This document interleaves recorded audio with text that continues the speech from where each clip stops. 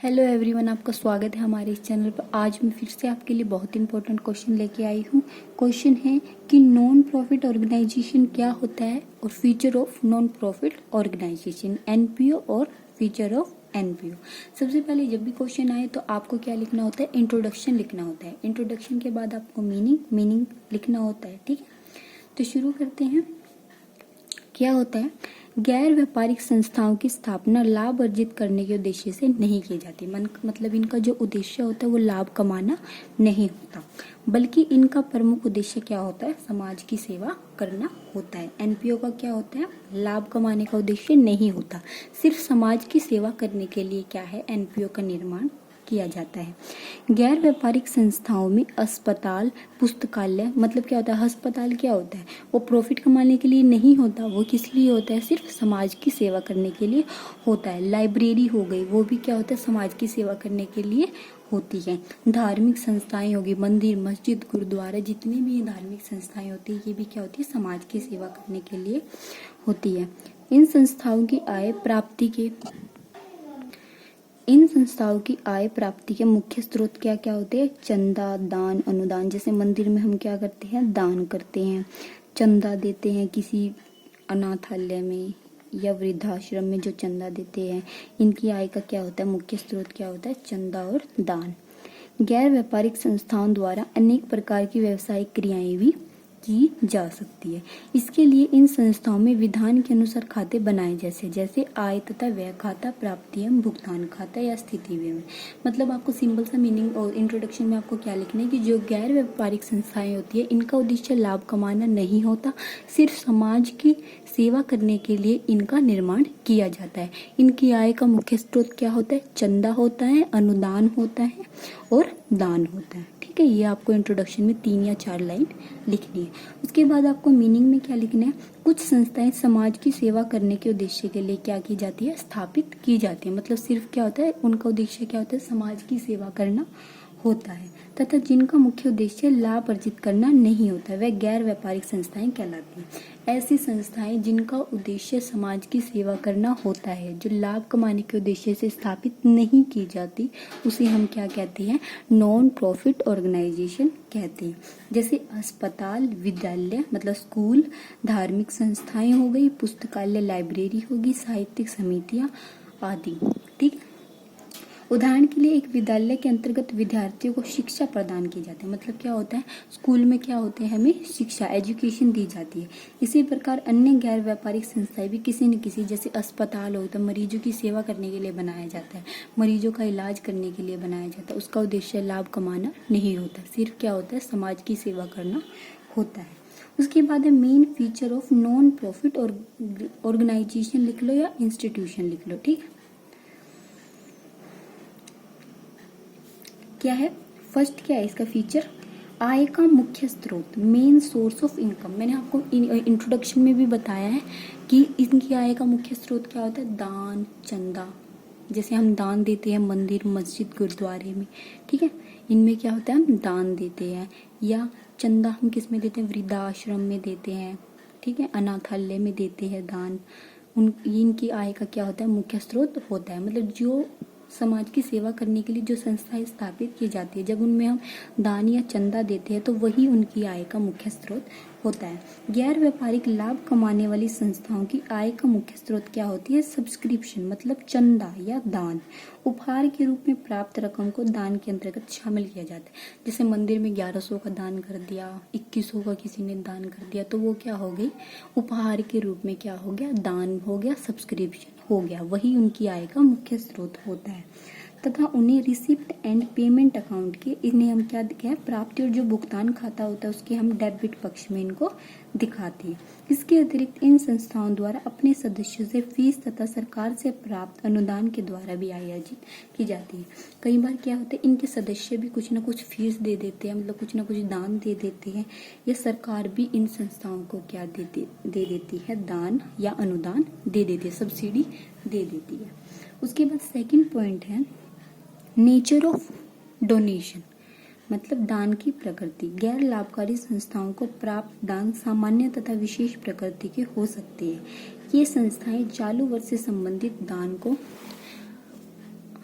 आय व खाते के क्रेडिट पक्ष में दिखाते हैं, परंतु विशेष दान जैसे भवन निर्माण के लिए, गवर्नर को पार्टी देने के लिए आदि की पूंजीगत प्राप्ति मानकर इन्हें स्थिति विवरण के दायित्व पक्ष में दिखाते हैं। मतलब क्या होता है, जो थोड़ा दान देते हैं कोई, मतलब क्या होता है शॉर्ट पीरियड के लिए कोई जैसे 1100-2100 रुपए का दान देता है, तो उनको हम किस में दिखाते हैं, आय व खाते के क्रेडिट पक्ष में दिखाई देते हैं। इनकम एंड एक्सपेंडिचर अकाउंट के क्रेडिट साइड हम उसको दिखा देते हैं।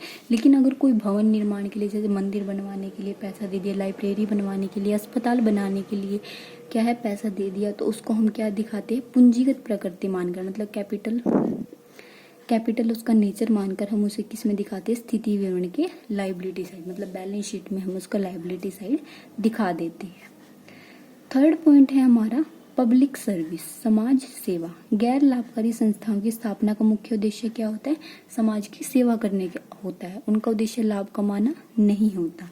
इसके अंतर्गत क्लब, व्यक्तियों के समुदाय, अस्पताल, शैक्षिक संस्थाएं, मतलब जितने भी मैंने आपको बताया, स्कूल, अस्पताल, लाइब्रेरी, मंदिर, मस्जिद, ये सब क्या है, समाज की सेवा के लिए बनाए जाते हैं। उसके बाद है फोर्थ पॉइंट, खातों की संख्या या नंबर ऑफ अकाउंट्स। गैर लाभकारी संस्थाएं वर्ष के दौरान अर्जित आय तथा किए गए व्ययों का लेखांकन करने के लिए, मतलब उसमें कौन कौन से अकाउंट बनाए जाते हैं। जो नॉन प्रॉफिट ऑर्गेनाइजेशन होती है वो 3 तरह के अकाउंट बनाती है। पहला होता है receipt and payment account, second होता है income and expenditure account, third होता है बैलेंस शीट। ये 3 अकाउंट क्या है, नॉन प्रॉफिट ऑर्गेनाइजेशन बनाती है। आपको ये 1 या 2 नंबर में भी पूछा जा सकता है कि नॉन प्रॉफिट ऑर्गेनाइजेशन कितने प्रकार के खाते बनाती है। तो 3 प्रकार के खाते बनाती है, receipt and payment account, income and expenditure account और बैलेंस शीट। फिफ्थ पॉइंट है एंट्रेंस फीस। यदि कोई व्यक्ति इस संस्था का सदस्य बनना चाहता है तो उसे इस संस्था में प्रवेश करने के लिए कुछ फीस का भुगतान करना पड़ता है, जिसे प्रवेश शुल्क कहते हैं। यदि प्रवेश शुल्क एक ही बार लिया जाता है, लेकिन इन संस्थाओं के सदस्यों को नियमानुसार मासिक, तिमाही, अर्धवार्षिक तथा वार्षिक चंदा देना पड़ता है। इसके अतिरिक्त कोई सदस्य नियमित रूप से चंदा न देकर, मतलब अगर कोई इनका सदस्य बनना चाहता है, जैसे लाइब्रेरी में कोई अगर पार्टनरशिप करना चाहता है, उसमें अपना कार्य करना चाहता है, व्यवसाय में कोई भी व्यक्ति अगर कार्य करना चाहता है समाज की सेवा करने के लिए, तो उसे कुछ न कुछ क्या है, प्रवेश शुल्क देना पड़ता है, मतलब एंट्री फीस देनी पड़ती है।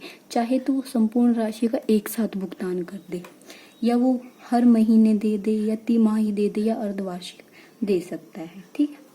उसके बाद है विशेष कोष का निर्माण, क्रिएशन ऑफ स्पेसिफिक फंड।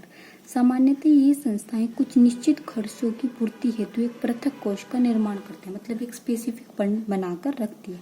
जैसे पुरस्कार के लिए खर्चों को पूरा करने के लिए प्राइज फंड, टूर्नामेंट फंड, मतलब ये बहुत सारे फंड बनाकर रखती है, कोई जो किसी स्पेशल पर्पज के लिए होती है। 7th पॉइंट है पेमेंट ऑफ होनोरेरी, व्यवसायिक शुल्क का भुगतान। जो व्यक्ति संस्था के नियमित कर्मचारी होते हैं, नियमित वेतन का भुगतान किया जाता है। मतलब क्या होता है, जो परमानेंट वर्कर होते हैं उन्हें क्या है, सैलरी का भी भुगतान किया जाता है। परंतु जो व्यक्ति संस्था का वेतन प्राप्त कर्मचारी नहीं है, मतलब जो क्या है परमानेंट नहीं है, उनको क्या है वेतन नहीं दिया जाता, सैलरी नहीं दी जाती। 8th पॉइंट है रेगुलर इनकम। संस्था द्वारा प्रति वर्ष पुराने अखबार, खेल का पुराना सामान आदि बेचा जाता है। इनसे प्राप्त राशि भी संस्था की नियमित आय का मुख्य साधन है। ये भी इनकी आय का ही साधन है। जो पुरानी चीजें बेचकर वो क्या करते हैं, आय कमाते हैं, वो उनकी आय का ही स्रोत है। ठीक, तो आपकी 8 पॉइंट होगी। किसी पॉइंट में डाउट हो तो आप मुझे वो बता सकते हैं। पहला पॉइंट था आपका मेन सोर्स ऑफ इनकम, चंदा होता है, अनुदान होता है।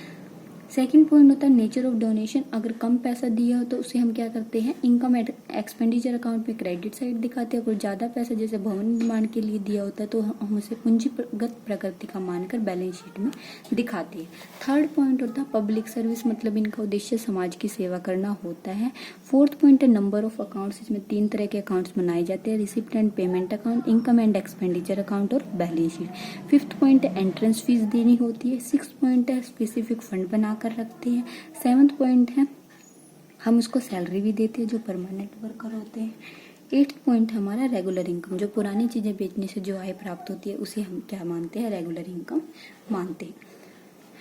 तो अगर मेरा वीडियो पसंद आए तो वीडियो को लाइक, चैनल को सब्सक्राइब कीजिएगा। आपको मेरे चैनल पर कॉमर्स रिलेटेड रिलेटेड हर इम्पोर्टेंट टॉपिक की वीडियो मिलेगी।